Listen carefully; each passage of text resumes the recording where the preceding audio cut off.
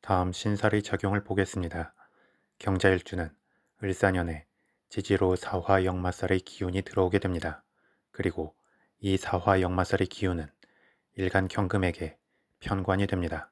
그래서 경자일주는 을사년에 자신의 위치에 따른 책임을 다하기 위해서나 뒷수습하고 자신의 위치를 지키기 위해서 또는 상황에 대응하거나 상황에 밀려서 등의 이유로 이동이 많아질 수 있습니다. 더불어 자신이 원해서보다는 자신을 필요로 하는 곳으로의 이동이 생기기 때문에 순수한 즐거움보다는 피로감이 커질 수 있고 예민해질 수 있으며 욱하고 화가 솟구치기도 할 수 있습니다. 그래서 자신의 위치와 원칙을 잘 지키고 고수하는 것 같다가도 한 번씩 반전의 움직임이나 행동을 할 수 있습니다. 다음 경자일주 일지 자수는 도화살의 기운입니다. 그리고 자수의 지장간 안에는 임수, 식신, 계수, 상관의 기운이 내재해 있습니다. 그래서 경자일주는 자신이 하고 싶은 바나 말하고자 하는 바에 있어 있는 그대로 드러내려 합니다.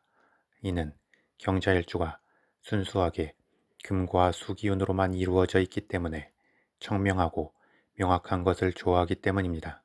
그리고 본인이 청명한 만큼 다른 사람이나 세상도 그렇기를 원하게 되는데 실상은 그렇지 않다는 점에서 보통 트러블이 생기게 됩니다. 따라서 경자일주는 세상의 탁함에 적응해 가는 시간과 경험이 필요하고 자신의 청명함이 무조건 좋기만 한 게 아니라 때로는 다른 사람에게 상처를 주거나 자신을 향한 시기와 질투로 돌아올 수 있음을 깨달을 때 비로소 진정한 자신의 인생이 시작되게 됩니다. 더불어 경자일주는 식상의 기운이 강한 만큼 도화살의 특성과 어울림이 좋기도 합니다. 그래서 자신이 하고자 하는 바에 몰입하여 전문성을 키우고 그것을 발휘하여 인정을 받으면서 만족도가 높아지게 됩니다. 이는 누군가를 가르치거나 자신의 생각을 알리고 설명할 때 또는 자신의 예술적 재능을 드러내고 알릴 때 그 강점이 더욱 도드라질 수 있습니다.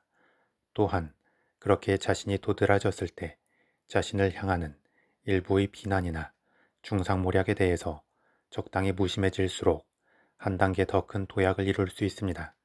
그런 면에서 경자일주는 시간이 흐를수록 그 가치가 더 높아질 수 있기에 항시 다음을 더 기약할 수 있는 일주이기도 합니다. 다음 12신살의 관점에서 경자일주 일지 자수를 기준으로 을사년의 지지인 사화는 겁살이 되고 일지 자수는 장성살이 됩니다. 겁살은 지지의 기운 흐름이 마감되고 새롭게 기운 흐름이 시작되는 중간에 해당하는 기운이 됩니다. 그래서 이 겁살의 기운은 12운성론의 관점에서 절과 매칭이 됩니다. 기운 변화의 변곡점에 위치한다는 것은 아무래도 이쪽이든 저쪽이든 극단적 변화와 변동이 생길 수 있음을 의미하기에 아슬아슬한 위치에 있다고 할 수 있습니다.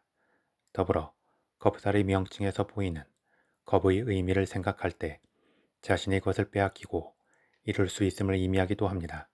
그런데 또 이 겁의 의미에서 그 주체를 바꾸어 생각해보면 본인이 누군가에게 빼앗기는 게 아니라 본인이 누군가의 것을 빼앗는 것이 될 수도 있습니다.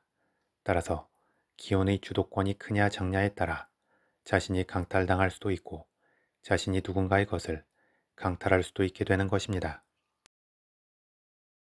더불어 이 사화 겁살의 기운은 일간 경금을 기준으로 편관이 되기 때문에 자신의 권위나 명예, 사회적 위치 등에 관계된 쪽으로 작용하게 됩니다. 이는 큰 권위와 명예가 따르고 경자일주 여자의 경우 남편의 덕을 볼 수 있음을 의미하기도 하지만 역으로 크게 권위와 명예가 실추되고 경자일주 여자의 경우 남자나 남편으로 인해 피곤한 일들이 생길 수 있음을 의미하기도 합니다. 따라서 경자일주는 을사년에 예상치 못한 상황 반전이 있을 수 있음을 염두에 두어 외부 상황에 대해 크게 감정적으로 휘둘리지 말고 마음의 중심을 지키면서 진중하게 움직이면 좋을 것입니다. 다음 경자일주는 2024년 갑진년부터 2025년 을사년까지 공망의 흐름이 이어집니다. 그런데 공망의 개념에 대한 발생 연원이 개연성이 부족한 만큼 굳이 공망까지 따져서 부정적 생각을 키울 필요는 없다는 것이 제 개인적 소견입니다. 대신 다른 큰 부분에 있어 필요한 바를 행한다면 충분히 긍정적 한 해를 만들어갈 수 있을 것입니다. 마지막으로 12운성론의 관점에서 보겠습니다.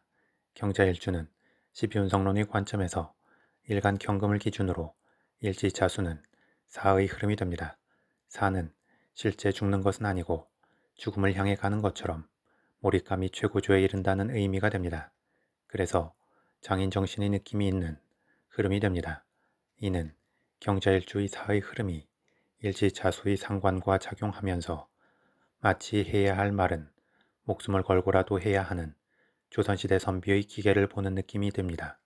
물론 경자일주가 하는 말이 무조건 절대적 기준에 맞다는 것은 아니고 경자일주 본인의 생각에 있어 하려는 말을 해야 함을 의미하고 그 생각과 말이 대중적 공감을 얻는다면 엄청난 파급력까지 생기게 됩니다.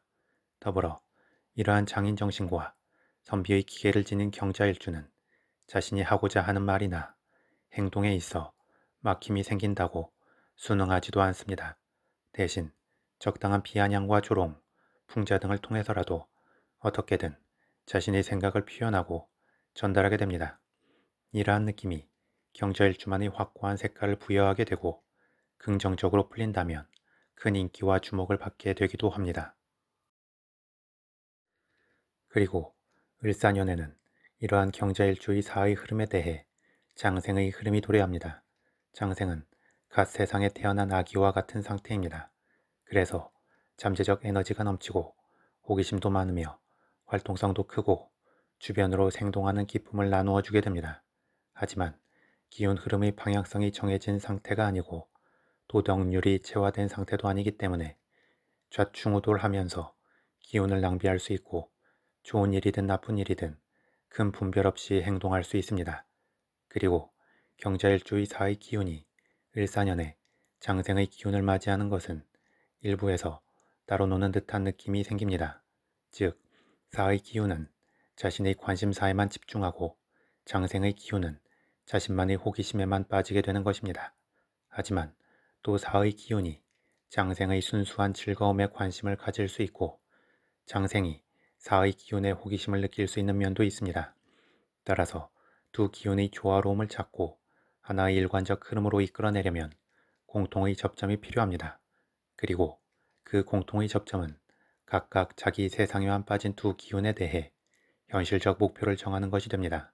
그런 만큼 경자일주는 을사년에 너무 감정적으로 하고 싶고 원하는 것만 하려 하거나 외부의 상황에 충동적으로 반응하지 말고 최대한 현실적 목표와 계획을 기준으로 움직일 때 전체 기운이 균형을 찾고 조화롭게 안정적 결실을 이루게 될 것입니다.